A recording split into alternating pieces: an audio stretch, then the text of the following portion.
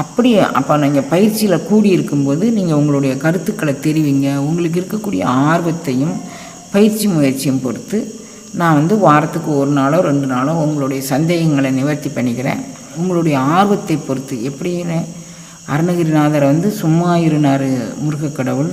சும்மா இருந்த பார்த்தபோது அரை நிமிட நேரம் மட்டிலுமாவது தவமுறை தியானம் இருக்க நெஞ்சில் நினைக்க உன்னை வைக்க அறியாத சட கசட மூட மட்டி அப்படிங்கிறது அப்போ தான் தெரியும். நாம் நான் பெரியவன்னு நினச்சிட்ருக்கோம். அப்போ தான் தெரியும்.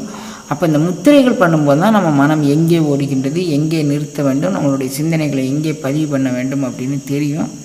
அப்போ நம்ம ஒரு முடிவுக்கு வரலாம். நீங்கள் அவசரப்பட வேண்டாம்.